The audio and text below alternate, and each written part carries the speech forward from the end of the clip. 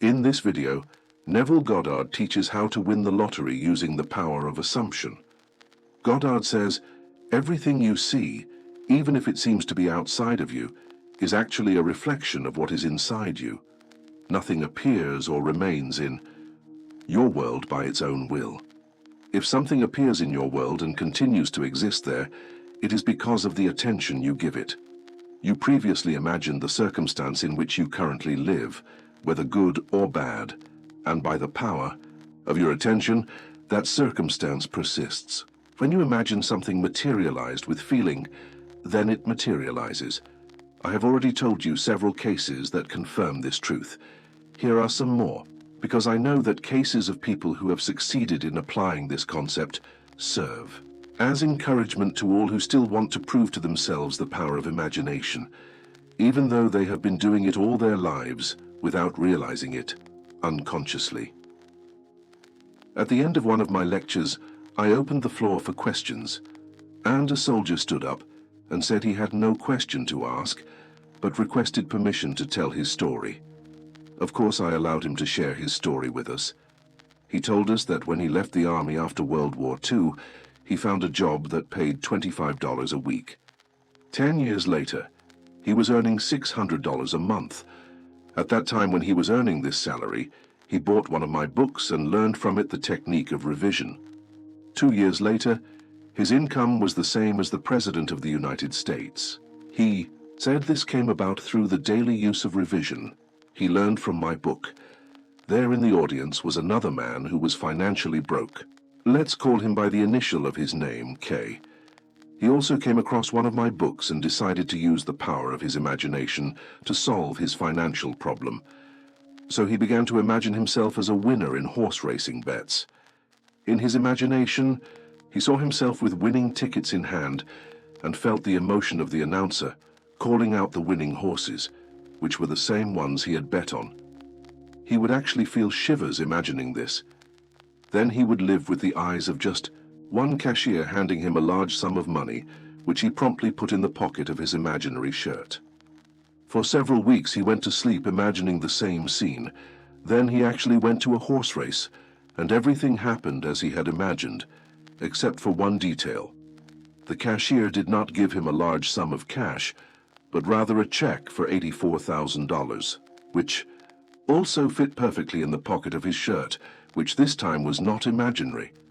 In the audience, someone asked if it was possible to do the same as this fortunate bettor. Let's call him J, which is the initial of his name. I told J that he should choose his imaginary scene for himself, because what seduces the subconscious of one person may not seduce the subconscious of another. It must be a scene that makes sense to you, and you must imagine that scene as if it were real before falling asleep, and live without worrying about how this scene will materialize. Just live as if it were already an accomplished fact. A month later, Jay came to show me a check for $16,000 that he had won at the same jockey club where Kay had also won his prize.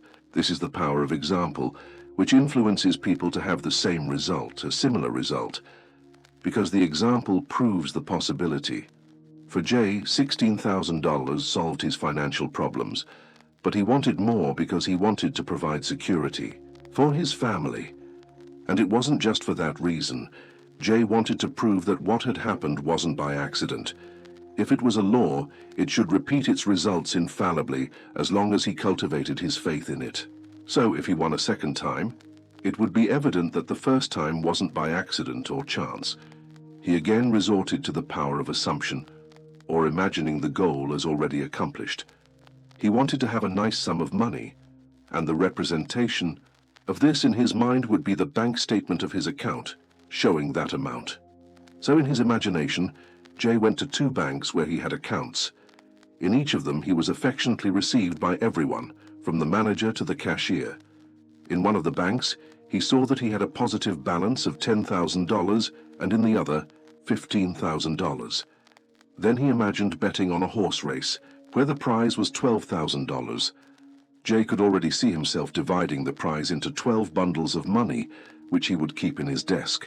His hands, though imaginary, separated note by note until forming 12 bundles with 20 $50 bills in each bundle. In his imaginary accounting, he added that amount to the other amounts he had in the two banks, which gave a total of $37,000. And so he slept with these images in his mind for almost a month until he returned to the jockey club to place his bets. Possessed by an intuition he had never felt before, he doubled his bets, but made the mistake of betting on the same horse twice. And what seemed like a mistake at first, later turned into his luck, which earned him a prize of $37,000, the same amount he had felt he possessed weeks before. The prize was divided by shares, and since he had 2 shares from betting twice on the same horse, he received the prize doubled. A mistake that earned him a considerable fortune. The results must come to prove that our imagination was effective. If they don't come, it's because the imagination wasn't effective. And it is effective when done with the feeling that the imagined thing is already real, not that it will be. Again, the results must come to prove that our imagination was effective. If they don't come, it's because the imagination wasn't effective. And it is effective when done with the feeling that the imagined thing is already real, not that it will be. Jay had an effective imagination and reaped the fruits of his planting. The act of buying 2 shares for the same horse, which at first seemed like a mistake, actually revealed itself as the hand of the universe leading to the result he had established for himself. Wise is the one who controls what they imagine, because they already know that it is from what one imagines that life is made. Again, wise is the one who controls what they imagine, because they know that it is from what one imagines that life is made. Do not see the world around you as the only existing reality. It is merely a shadow of the true world, which is the world of your imagination. When you understand this, that everything around you is there because it first passed through the world of imagination, then the physical world will no longer be a reality for you, and your imagination will cease to be just a possibility, and will then become your reality. This is another teaching from Neville Goddard. Subscribe for more content like this. Share.